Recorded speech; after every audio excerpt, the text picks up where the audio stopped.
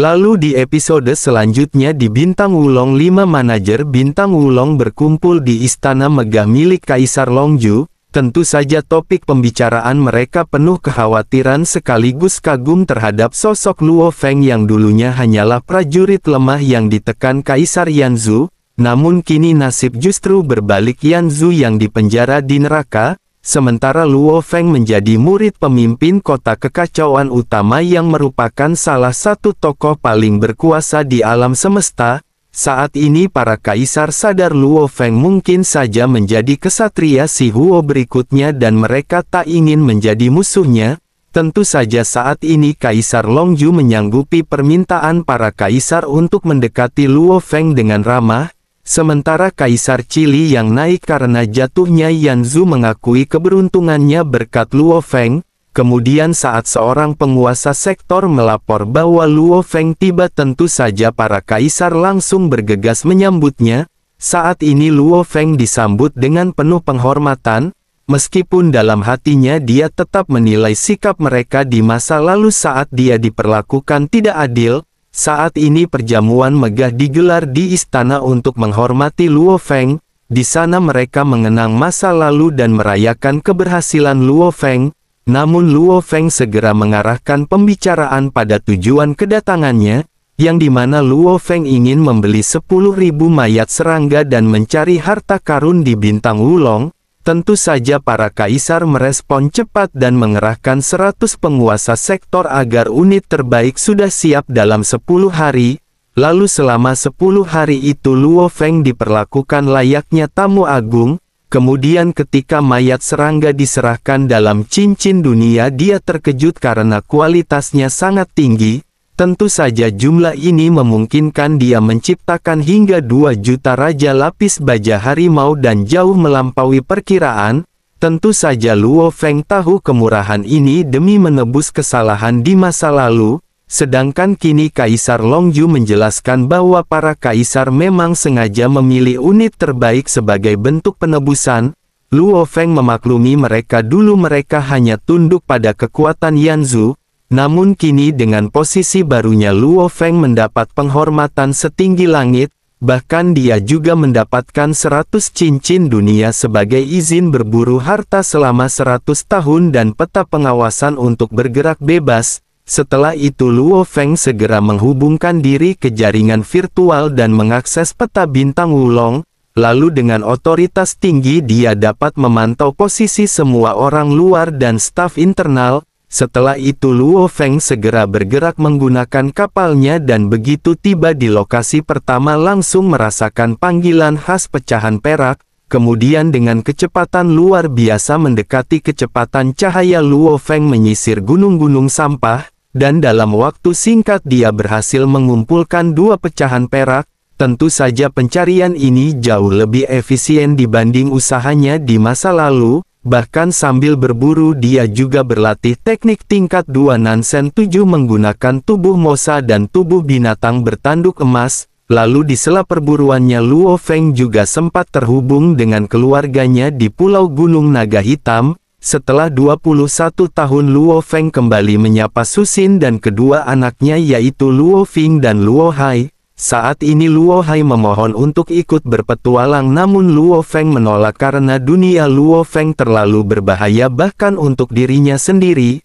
Namun Luo Feng meminta anak-anaknya memanfaatkan warisan dan sumber daya dengan baik.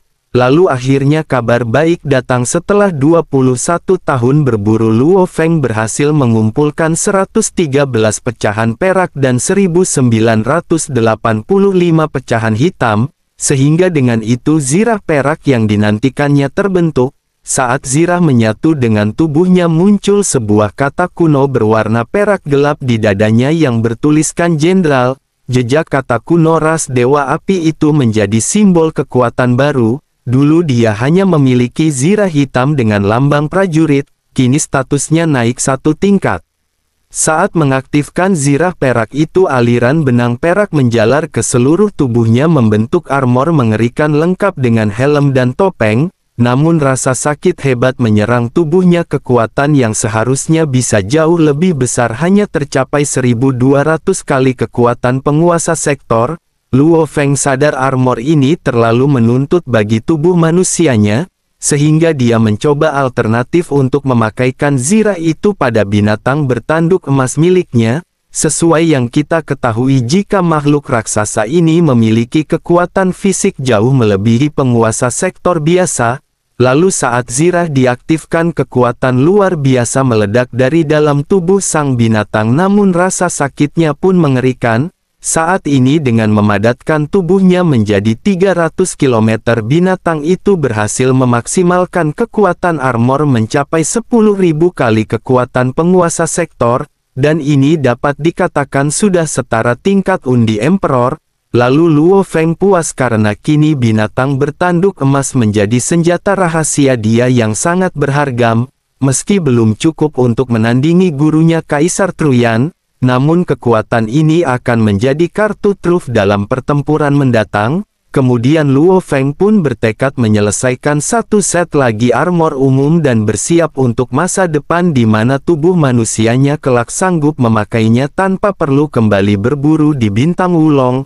Lalu tahun demi tahun berlalu dan akhirnya dalam 39 tahun tambahan Luo Feng berhasil menyelesaikan armor umum kedua setelah 21 tahun mengumpulkan yang pertama. Selain itu dia juga berhasil mengumpulkan 60 armor prajurit dan 9 fragmen misterius yang memancarkan panggilan aneh.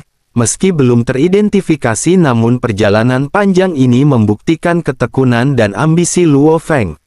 Lalu sementara itu di dunia internalnya Pulau Serangga menjadi markas pasukan luar biasa. Hal ini terbukti dengan adanya 1,5 juta Raja Serangga Lapis Baja Harimau, lalu ada juga 200.000 Raja Belalang Pemburu dan 200.000 Raja Tombak Bayangan.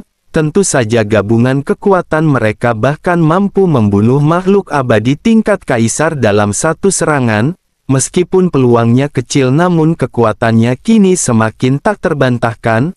Lalu setelah mencapai dua tujuannya, Luo Feng bersudah siap meninggalkan Bintang Wulong. Kemudian dalam jamuan perpisahan mewah bersama para kaisar, dia mendapat berbagai nasihat menghadapi perang wilayah luar. Lalu dengan penuh keyakinan Luo Feng mengucap janji dalam hati yang dimana dia akan kembali hidup-hidup dari medan perang brutal itu. Kemudian perjalanannya berlanjut ke Bintang Chambert yang merupakan benteng logistik umat manusia di tepi wilayah luar. Di sana Luo Feng disambut petugas yang kagum pada kapalnya yang mewah dan statusnya yang luar biasa. Lalu Luo Feng diarahkan ke tempat berkumpul para pejuang independen dengan berjalan sejauh 3.000 km di jalur kaca menuju alun-alun yang dipenuhi ribuan petarung. Di alun-alun Luo Feng bertemu Klaus dan Budi yang merupakan dua bersaudara serigala yang bersahabat dan ramah. Saat ini mereka berbagi cerita dan anggur sambil menunggu jumlah pejuang cukup untuk keberangkatan. Saat ini Luo Feng tetap memakai nama samaran demi menjaga penyamarannya di antara para prajurit. Lalu saat waktu tiba, upacara otoritas dimulai. Satu persatu pejuang diuji dan diberi pangkat berdasarkan prestasi mereka di dunia virtual. Namun sejauh ini mayoritas hanya mendapat status prajurit biasa atau elit. Namun suasana mendadak berubah saat giliran Luo Feng karena sistem mengumumkannya sebagai jenderal penguasa sektor. Tentu saja ini merupakan pangkat tertinggi yang jarang diraih. Sontak saja kehebohan bertambah ketika satu pejuang lainnya yang juga dinyatakan sebagai jenderal, sehingga kini dari 101 pejuang hanya ada 2 yang meraih gelar itu. Dengan pangkat yang bukan sekedar simbol, Luo Feng kini berdiri di ambang perang wilayah luar dan sudah siap menghadapi pertempuran yang akan menguji segalanya yang telah dia bangun. Upacara penentuan pangkat para penguasa sektor berakhir cepat dengan hasil hanya 2 orang, yaitu Luo Feng dan Rock yang menyandang status jenderal, sementara 62 lainnya mendapat gelar elit dan 37 sebagai prajurit biasa. Tentu saja proses ini jadi penanda awal perang masing-masing dalam struktur militer umat manusia. Lalu begitu upacara selesai, seorang abadi mengumumkan bahwa para prajurit akan dikirim ke medan perang ke-7. Diketahui jika area ini merupakan area paling mematikan dengan tingkat kematian 96%. Namun bagi Luo Feng ini bukan hal yang menakutkan tapi peluang menempa diri. Kini terlihat jika mereka bergerak menuju aula besar berisi 11 jalur air ruang angkasa. Saat ini masing-masing menuju medan perang berbeda.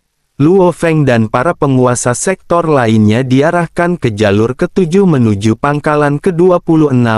Medan perang ini bukan sekedar ruang kosong tapi ladang pertempuran abadi triliunan tahun. Lalu bahayanya bukan dari lingkungan tetapi dari musuh lintas ras yang mengincar dominasi.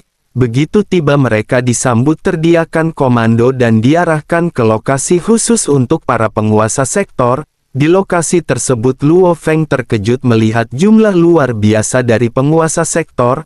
Bahkan jumlah tersebut sampai ratusan ribu orang.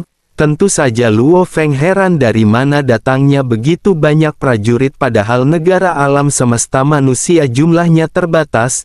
Jadi jawabannya datang dari Taiwo yang merupakan abadi ramah bertubuh mayat hidup dengan ekor ular yang menjelaskan, menurutnya banyak penguasa sektor berasal dari wilayah rahasia dan negara dewa. Selain dari negara alam semesta jumlah mereka besar meski potensi dasarnya lebih rendah karena esensi alam semesta di wilayah mereka tipis. Taiwo menjelaskan bahwa kehidupan di wilayah kaya esensi lebih memudahkan lahirnya makhluk kuat. Negara dewa penuh penduduk tapi miskin esensi sehingga hanya sedikit dari mereka yang menembus keabadian.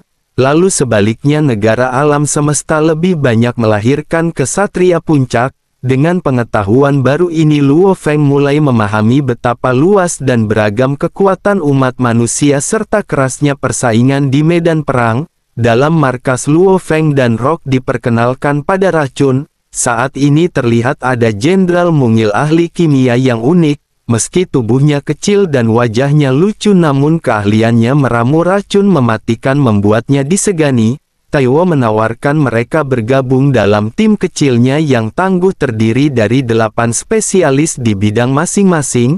Setelah menimbang Luo Feng dan Rock setuju bergabung dan sudah siap menghadapi kerasnya medan perang bersama rekan baru, kemudian anggota tim lainnya muncul satu persatu, wanita iblis ilusionis, tornado petarung bertopeng, Wu gila pembaca roh, Tuhan sang pembaca roh berarmor putih, Wei sang ilusionis berteman kucing putih dan Hammer si raksasa dari ras Mother Flame.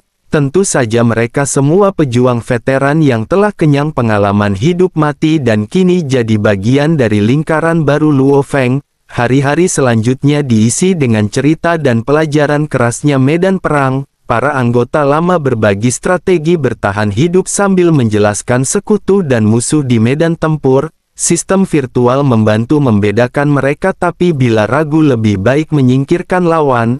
Bagi Luo Feng semua ini memperkaya wawasan sedangkan bagi Rock dunia baru penuh tantangan terbuka di hadapannya. Kemudian Rock tercengang mendengar tingkat kematian medan perang mencapai 98% lebih. Akan tetapi para veteran menanggapinya biasa saja. Karena tiap 1000 era pertempuran besar yang dijuluki penggiling daging menelan korban besar, bahkan makhluk abadi tingkat kaisar medan perang ini bukan sekedar tempat bertarung tapi ujian sesungguhnya bagi para pejuang sejati. Hari demi hari mereka semakin memahami bahwa medan perang adalah tempat ratusan prajurit dikorbankan demi lahirnya satu pejuang luar biasa. Persaingan tipu daya dan kematian jadi teman sehari-hari. Namun bagi Luo Feng semua ini hanyalah bagian dari perjalanan menuju puncak kekuatan dan keabadian. Pada hari ke-9 terlihat jika tim kecil Taiwu sudah siap meninggalkan markas. Luo Feng dan rekan-rekannya berdiri dengan takjub di dalam aula raksasa berdiameter lebih dari 30.000 km. Di sana terlihat ada kapal-kapal perang berjejer rapi. Bahkan dari yang mampu mengangkut jutaan tentara hingga yang mungil hanya untuk segelintir pasukan, tentu saja pemandangan itu begitu megah seolah menggambarkan betapa besarnya kekuatan umat manusia yang sudah siap menghadapi kerasnya medan perang. Lalu tanpa buang waktu lagi kapten mereka yakni Taiwo mengeluarkan kapal berbentuk cakram yang kokoh dan cukup untuk membawa tim kecil mereka. Lalu mereka segera menaiki kapal itu dan masuk ke ruang istirahat khusus yang diperkuat dengan logam F9. Pada saat ini kapal mulai bergerak di jalur panjang bergabung dengan ribuan kapal lain yang perlahan meninggalkan pangkalan raksasa. Melalui simulasi eksternal mereka menyaksikan kepergian mereka dari pangkalan megah berdiameter jutaan kilometer yang dilindungi penghalang energi berwarna-warni. Lalu setelah menembus batas aman kapal melaju hati-hati di antara reruntuhan pertempuran lama. Saat ini terlihat puing-puing kapal bahkan tubuh-tubuh prajurit dan sisa pertempuran yang membekas di ruang angkasa. Lalu sang kapten menjelaskan bahwa mereka akan bergerak sejauh 80.000 tahun cahaya menuju medan tempur menggunakan teknik gerilya dan kecepatan sebagai senjata utama. Begitu mencapai ruang kosong kapal mempercepat kecepatan mendekati cahaya memulai perjalanan panjang menuju garis depan. Selama perjalanan 3 hari dalam gelapnya alam semesta ketegangan makin terasa. Taiwo memperingatkan seluruh tim untuk selalu siaga karena jalur berikutnya penuh bahaya dengan serangan musuh yang bisa datang kapan saja.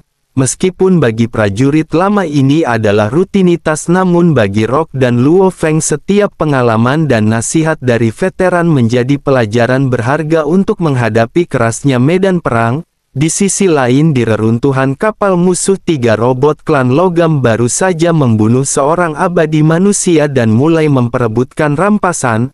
Lalu perselisihan pecah saat Palati pemimpin robot menolak membagi harta dengan adil, sehingga akhirnya 2 rekannya pergi dengan marah. Lalu Palati yang serakah memutuskan untuk memperkuat kekuatan perangnya.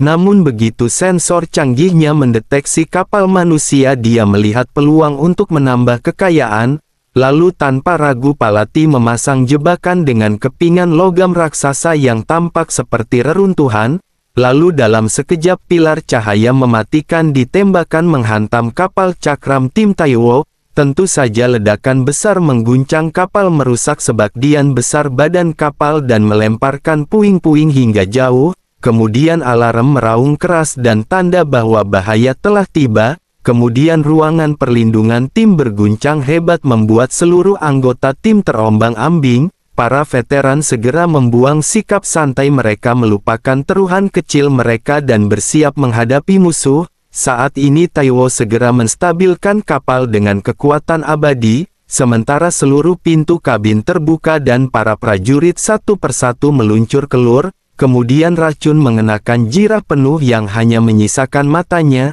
sedangkan Hammer mengangkat palu dan perisai raksasanya, lalu Tornado dengan cepat mengatur posisi tempurnya, kemudian Luo Feng tanpa ragu membawa Nansen miliknya dan terbang keluar menyusul rekan-rekannya yang sudah siap menghadapi ancaman. Saat ini semua bergerak cepat dan mereka menyadari jika kelengahan sedikit saja bisa berarti kematian.